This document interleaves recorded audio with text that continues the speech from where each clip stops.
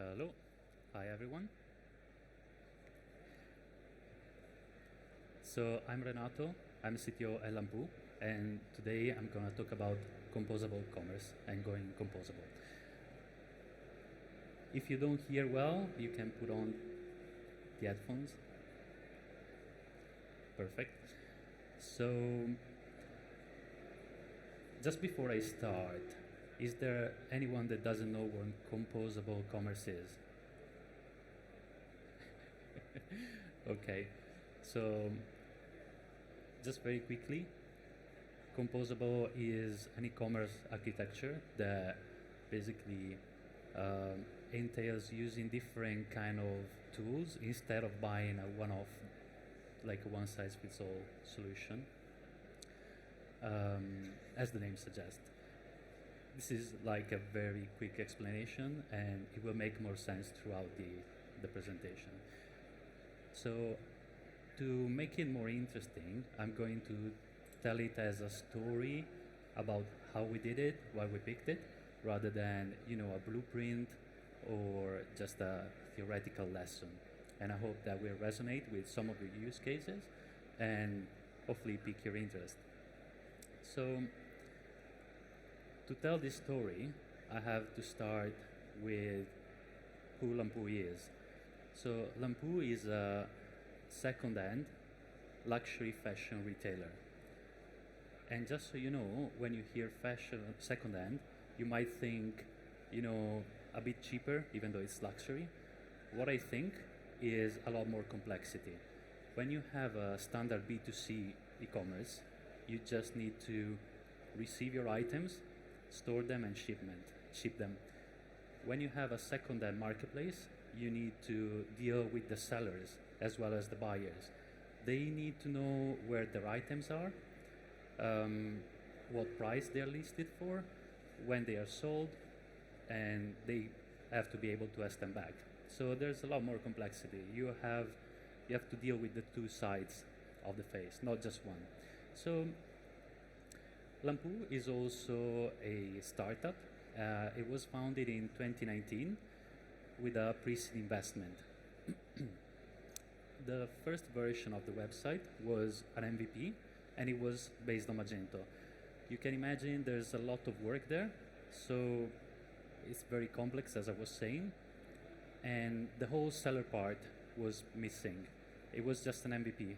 All the seller part was done manually by customer service, but it was good enough to go ahead, go online, start selling, and prove the idea.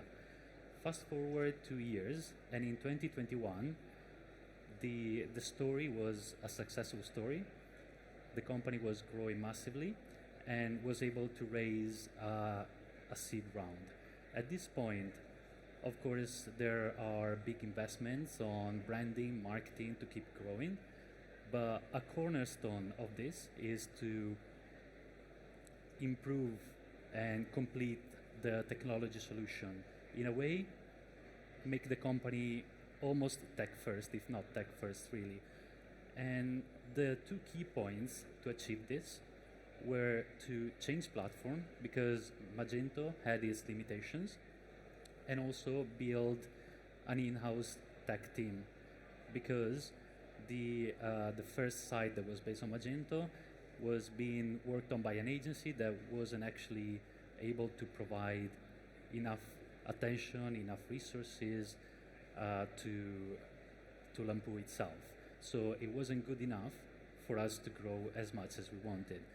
And this is actually when I joined.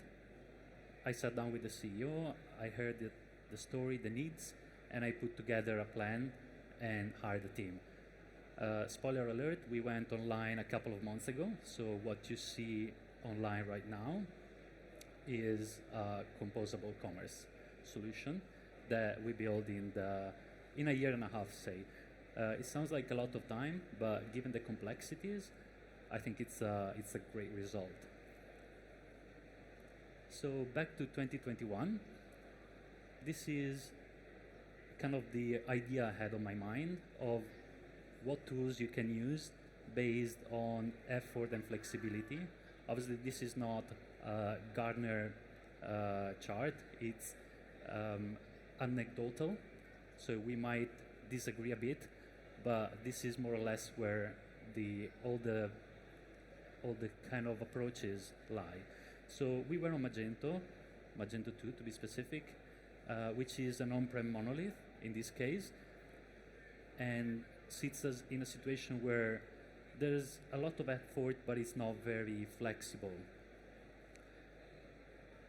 We immediately ruled out the cloud/SaaS solution because it was too limited. It just didn't allow us to build the level of flexibility that we wanted.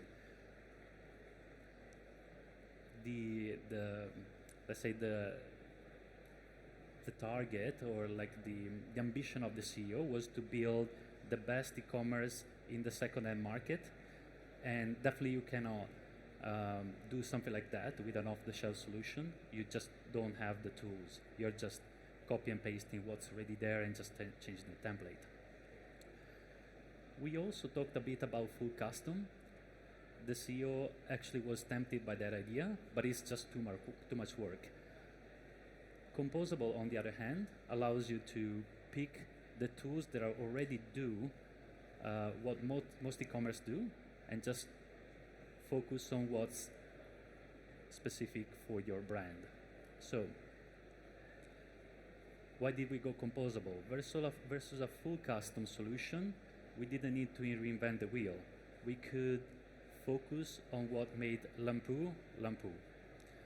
And versus an on-prem monolith, we could leverage the reliability of enterprise tools and not have to care about hosting, but also with less work achieve a much greater result. And versus a SaaS cloud monolith, we were just not forced to pick a one-size-fits-all approach, but we were able to customize it. And this is how a composable solution might look like. In chronological order, it's what you have to put together in your mind first. So you have to think about what you need and then go and pick the best tools for the job in the market. In green, in Lampoo green, you can see the pieces that we implemented internally. And in gray, you can see the solutions that we picked on the market. So more than half of our components are actually not built in-house. So you can imagine that doing all that in-house would have costed at least double. So probably in a normal situation, for everyone, you have some partners or a WMS where you pull the products, you aggregate them, and then you push them to a CMS to power the product page, a search and merchandising tool to promote the listing pages, the categories, and the search results, and also recommendations, and then a commerce part where you implement the wish list, the cart, the order section, my account, and so on. Then from that, you just pull the orders and you send them, you notify obviously the WMS, the partners, and you send them to the couriers, you print the shipping labels, and you just deliver the order to the customer. Another thing that we went bespoke with, like fully custom, was the front end. Since we have a completely custom template to implement, designed to implement, we went completely custom, and we built it on Next.js, which is a very modern tool to build these kind of applications and allows you to do server-side rendering, which is good for SEO, and it's a big requirement for e-commerce. So looking at this scheme, this is what you need to kind of assess when you start a project, and you need to pick the individual components, such as the CMS, as I said here, commerce. If you have a small catalog with a big depth, you might not even need search and merchandising. So this is where composable comes handy. You just need to put in the tools that you actually need. Another thing that this enabled us to do was to reduce the exposure of our own infrastructure and our own code base. As you can see, the only thing we need to care to be online is the front end. We rely on the availability of Data CMS for the CMS, Algolia for the search, and Commerce Layer for the commerce bit. And if we have some downtime on the catalog service or the order service, the site keep working, we keep selling products. We don't need people on call for that part. Just the front end, which is very easy to scale and to adapt and to make it in a way that it auto recovers as well. So that also allowed us to have a team with no DevOps engineers. So the first takeaway I have is choose the right tools. You're building your e-commerce on those tools, so you have to be really, really careful and implement the right process. Obviously, you need to start from the features. You need to define what you need and make sure that the platforms you're selecting actually implement them. So that said, you have to be careful about complexity. There could be a solution that does what you need and more, but if it's too complex, that's a risk factor. You might not actually be able to deliver the project in time because it's just too complex to manage and too complex to maintain. Support is also a big factor, and sadly you don't realize how the situation is until you're live or very close to the end of integration. If something goes wrong, and it will, because Murphy Law says it will, you need to be able to rely on the supports of your partners. If they're not there for you, there's nothing you can do. So this is like the same with monolith solution. At least in this case, you have a problem just with a small component, but still it's not nice. Pricing is also a big point. We are talking about solutions that are also operating in a SaaS model, usually pay-per-use, or like they scaling based on the usage. And I want to make an example on the CMS. So we went out and we got the quotes from various CMSs, but in our case, every product is a single unit. So let's say we have 50,000 products, and every new product is one more unit, because the second-hand product is coming online, maybe resold later, but in 99% of the cases, it's gonna just be there forever. You don't have any quantity depth. So we have 50,000 products, we have 4 languages, and for some of the major CMSs out in the market, that counted as 4 records, 4 languages, 4 records. So we had to pay for 200,000 records, which placed us in the most expensive plan for some CMSs. And compared to the one we picked, there's a 70 grand difference a year. So, it's a lot of money just for CMS. So that's very important. And another thing is internal to your organization, you need to define target and set boundaries. This is especially if you work in a agile methodology. You start delivering things. The business said, "Oh, you can do this. Can we also do this? Can we also do this?" And they keep adding stuff until basically you don't see the end of it. So you have to define the target, say, okay, we have to get here before and then we go online, and then we add other stuff later. And also set some boundaries, because with composable, you can do everything or almost everything. So you don't have to let the business go too crazy. sometimes you have to just tell them no. This is an example of the system we use to pull data from partners, because on top of the second-hand products, we also sell off-season products in a kind of a TK Maxx way, but integrating boutiques a bit like Farfetch does. So we had to build this whole like complex system of pulling products, pulling stock, pulling prices, and then mapping their taxonomy to our taxonomy, and then pushing everything online. This was very complex. It was a big bet. It paid for the company, but if it didn't, it would cost me still almost one developer full-time, all the time, to maintain, fix the bugs, add small features. So if it wasn't really a big part of the business, we should have said, no, we're not doing this.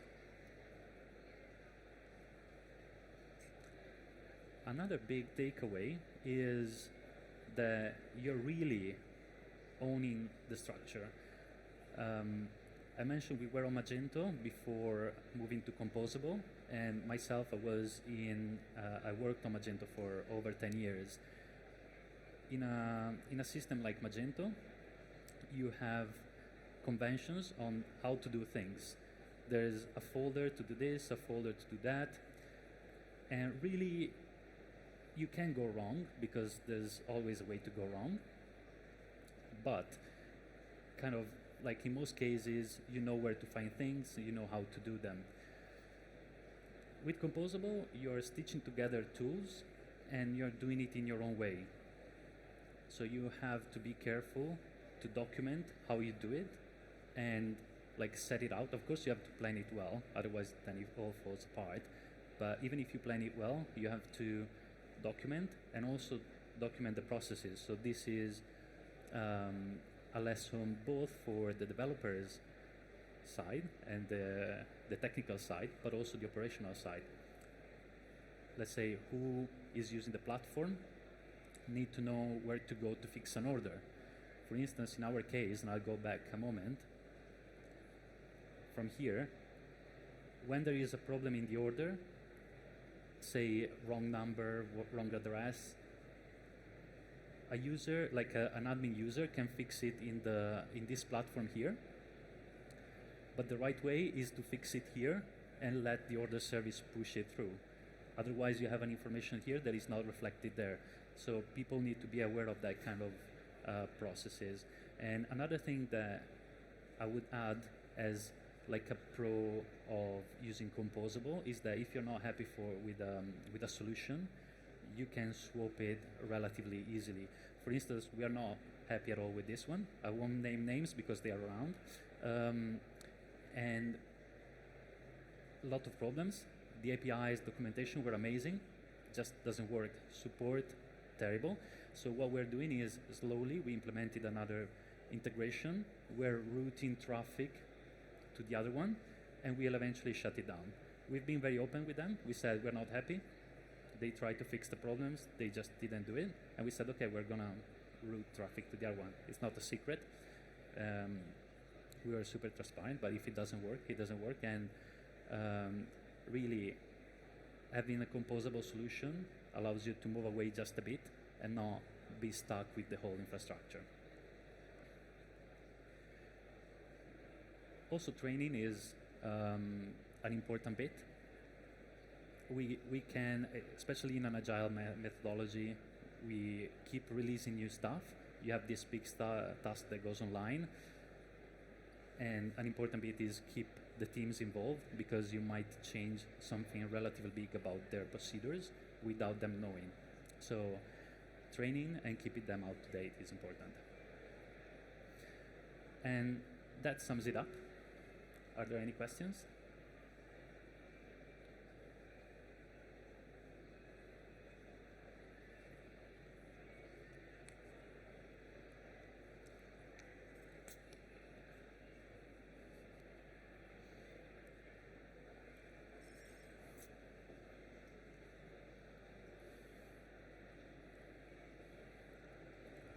Hello, thank you for that. You mentioned that if you stayed on Magento or gone to a similar platform, you would have had some limitations that you couldn't kind of maneuver. Could you speak to what some of those were and how going composable. Sorry, I can't hear you very well. Can you Yeah. get it closer a bit? Yeah, so you mentioned that staying on Magento or going on a similar platform, there were certain requirements that you couldn't kind of maneuver and deliver, and going composable helped you kind of get around those. Could you speak to some examples? So if I understood correctly, some example of what moving from Magento to composable enabled us to do, right? Yeah. Well, for instance, one of the problems we had was the catalog depth. So we had, like say, 50,000 products in 4 different languages, and we have 17 different price lists. That was just not possible for Magento. You would need like a very huge infrastructure and a big database to handle that on Magento. Whereas in this case, we just send the prices to commerce layer and they handle it for us. Response on the API comes back in milliseconds. The user is happy. We're happy. You can do it in Magento, of course, but it's a lot more work. This is one example. The whole seller part is also another example, like to handle all the interaction from the seller. It means that, say you're a seller and you want to change the price, you want to ask for an item back. With Magento, it would be difficult to enable that real time because of all the indexing and the caching and all those mechanisms.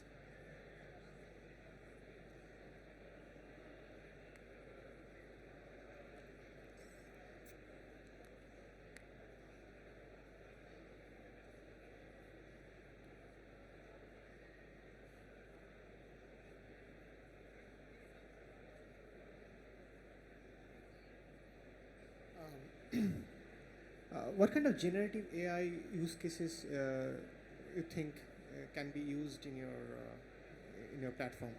Do you say AI? Generative AI, specifically generative AI.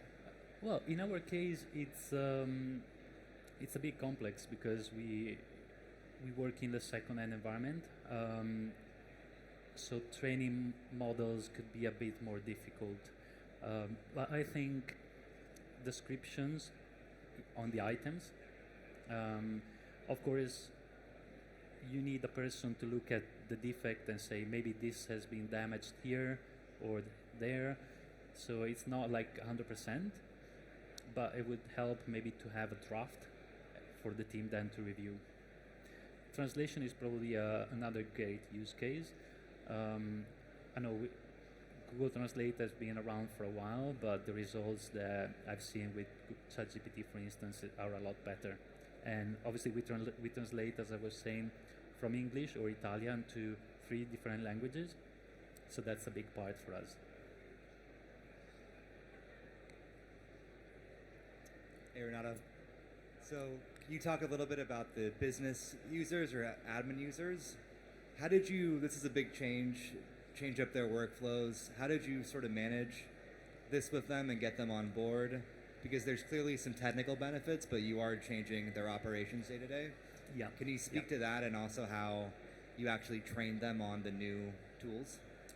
Yeah, that's definitely a good question. So when we went online, or actually before we went online, we had the whole system already deployed, and we could actually browse the site in a different domain with the real products, so we could actually check the prices and everything. We could place test orders, we could actually ship them because they were just hooking in on different services in parallel with Magento, and that allows us to actually show them in and tell them, for instance, if you need to change a banner, you go to Dato and you do this. If you need to move around products, you go to Argolia and you do that. If you need to create promotions, you go to Commerce Layer and you do that. So yeah, that's just what we did. We just talked with each individual department. We asked them, go and try to do what you normally do in your working day and do it in the new infrastructure. They were pretty much independent because every platform here actually is targeted to do what they need to do. It's not like a Magento backend when it's easy to get lost. If you know a customer support person has to work on orders and shipments, you just give them the logins to Commerce Layer and the other tool that I cannot mention, and they just go in and they play around. It's super easy.